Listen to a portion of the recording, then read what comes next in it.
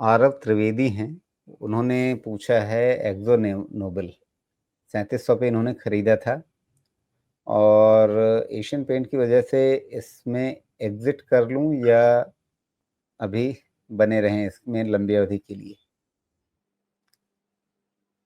नहीं तो सर इस एशियन पेंट की वजह से एक्जो नोबेल नोबेल को एग्जिट करने का मतलब क्या रैशनल हो सकता है सुमेश आपके हिसाब से?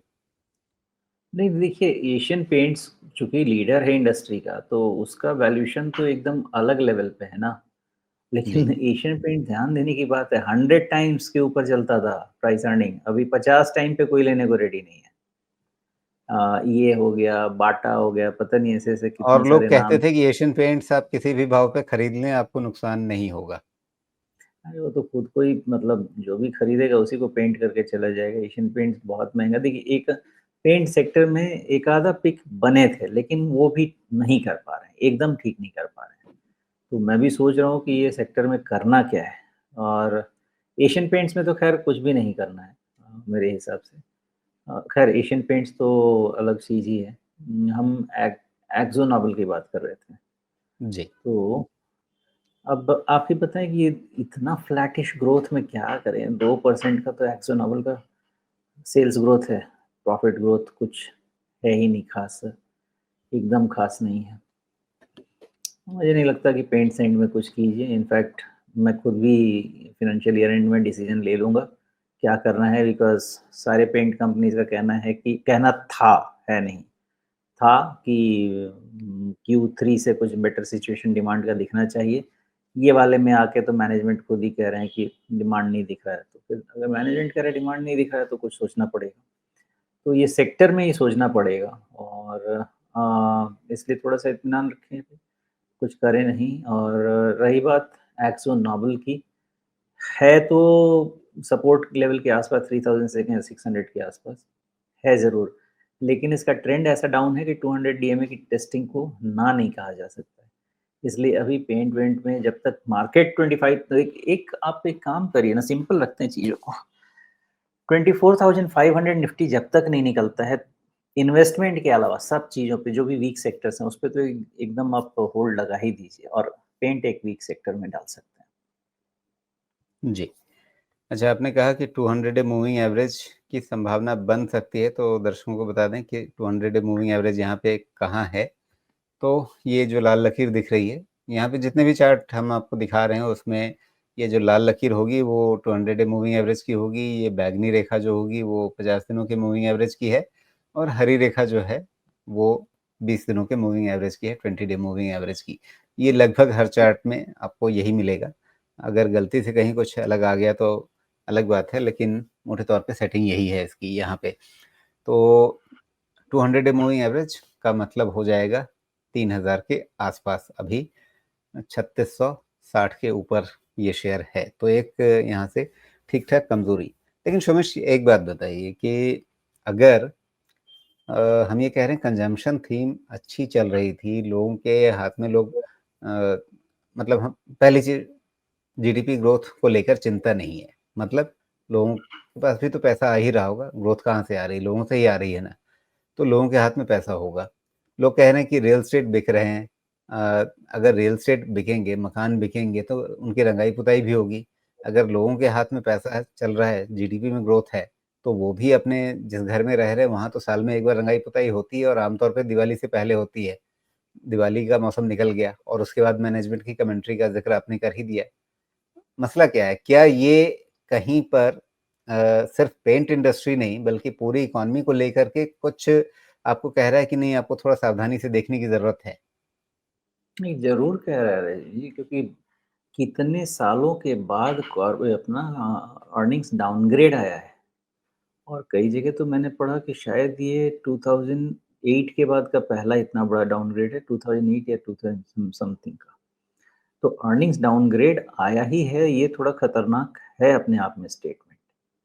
और इसलिए इसको थोड़ा एक पिंच ऑफ सॉल्ट के साथ लेना पड़ेगा। हो सकता है कि प्रॉब्लम दिखाई नहीं दे रही है, मार्केट उसको देखने की कोशिश कर रहा है और sum find day problem manifest करे। क्यों मैं बहुत बड़ा डिसीजन नहीं ले पा रहा? बिकॉज़ अगर प्रॉब्लम इकोनॉमी की है तो फिर ग्लोबल इकोनॉमी की प्रॉब्लम होनी चाहिए। तो उस केस में यूएस का मार्केट सबसे ऊपर रहे, चाइना का मार्केट सबसे ऊपर रहे और हमारा मार्केट एकदम अंदर चला जाए, जो कि वर्ल्ड की बेस्ट ग्रोइंग इकोनॉमी है। ये चीज़ जो है ना थोड़ा मुझे डाइवर्जेंस के हिसाब से दिख रहा है। इसलिए मुझे ऐसा लग रहा है कि कुछ न कुछ हमारा इंटरनल इश्यू है, हो सकता है वो मार्केट रिलेटेड ही इश्यू होगा। अगर वो ठीक हो गया तो फिर एडजस्टमेंट हो जाएगी हमारी भी अदर मार्केट्स की तरह, अगर हमारा इंटरनल कुछ इश्यू है तो। लेकिन ग्रोथ का जहाँ तक है, अभी तक तो आरबीआई ने मुझे नहीं लगता कि 7% के नीचे की बात की भी है। ग्रोथ इतना बड़ा इश्यू तो लग नहीं रहा है। इन्फ्लेशन भी आया तो कोर इन्फ्लेशन थोड़ा बढ़ा, लेकिन कोर इन्फ्लेशन अभी भी 4% के नीचे ही है। तो उसमें भी बहुत हलचल तो नहीं होनी चाहिए। तो क्या हो रहा है इसका अंदाज़ा नहीं है। मार्केट जो कह रहा है उसको थोड़ा-सा सुनते हैं और थोड़ा समय देते हैं इसको। ये चीज़ मान लेते हैं कि अर्निंग्स डाउनग्रेड है। अर्निंग्स डाउनग्रेड है तो वैल्यूएशन एडजस्टमेंट होगा और एक्सेसेस निकलेंगे। नैरेटिव्स वाले स्टॉक्स, कहानी वाले स्टॉक्स जाएँगे और उसके बाद जो रियल मनी है, अच्छे कंपनीज़ में बनेगा, पैसा बनेगा, ज़रूर बनेगा। लेकिन जिस तरह से जो भी 2020 से आके बोल के गए थे कि मैं कुछ भी खरीद के पैसा बना लेता हूँ, वैसा पैसा नहीं। जी। थोड़ा-सा इसको अगर और ज़्यादा डाइसेक्ट करने की कोशिश करें, भई पेंट इंडस्ट्री के पास 3 बड़े सेगमेंट हैं। एक सेगमेंट है आपका हाउसिंग का, जहाँ पे आपके नए रियल एस्टेट प्रोजेक्ट तैयार होते हैं तो पेंट होगा। एक सेगमेंट है आपका मतलब रिटेल, कि भई जो पहले से किसी घर में रह रहा है, वो हर साल, साल 2 साल पे थोड़ा कुछ न कुछ अपने घर में काम कराएँगे, रंगाई-पुताई होगी। तीसरा बड़ा सेगमेंट है इंडस्ट्रियल का, इंडस्ट्रीज़ में बड़े स्केल पे खपत होती है। अगर पेंट इंडस्ट्री में स्लो डाउन है, तो क्या हमें इसका कुछ ब्रेकअप मिल रहा है कि ये स्लो डाउन कहाँ से आ रहा है? इसका बहुत क्लियर क्लियर नहीं है राजू जी, यही तो प्रॉब्लम है बिकॉज़ पेंट ना एक कमोडिटी के जैसा हो गया है। अब रियल एस्टेट के जो पार्ट आपने तोड़े ना, तो मेन मार्जिन जो है या जो भी अच्छा चीज़ है, वो इंडस्ट्रियल सेगमेंट में ही बना है। तो जो इंडस्ट्रियल सेगमेंट में है, उसका फ्यूचर मुझे अभी भी लगता नहीं है कि कुछ बुरा होगा। लेकिन जब अभी ओवरऑल पेंट में ही इंडस्ट्री में ही इश्यू है, कॉम्पिटिशन बहुत ज़्यादा चल रहा है। तो उसमें तो इंडस्ट्रियल में हो चाहे जहाँ जहाँ पे भी हो, शॉर्ट टर्म में तो इश्यू सब जगह रहेगा। लेकिन इस सेगमेंट में कहीं पे भी जाके बैठने की जगह मेरे हिसाब से इंडस्ट्रियल जी। सेगमेंट में ही है। रही बात की जनरल रियल एस्टेट की जहाँ तक बात है ना, तो या इसमें फिर इतने सारे हम प्रोडक्ट्स कुछ हैं। या फिर हम कुछ कंपनियों के रिजल्ट्स को देख कर के इंडस्ट्री की एक नेगेटिव पिक्चर पेंट कर रहे हैं। शायद ये हो कि भई इंडस्ट्री का एग्रीगेट बढ़ रहा हो ठीक से, क्योंकि नए प्लेयर्स आ गए हैं। लेकिन चूँकि उन नए प्लेयर्स ने एक्जिस्टिंग प्लेयर्स का कुछ हिस्सा अपनी तरफ खींच लिया है, इसलिए जो एक्जिस्टिंग प्लेयर्स थे, उनके मामले में स्टैग्नेशन दिख रहा है। एग्ज़ैक्टली यही पॉइंट मैंने अभी थोड़ी देर पहले बोला कि पेंट अब थोड़ा कमोडिटाइज़्ड बिज़नेस हो गया है।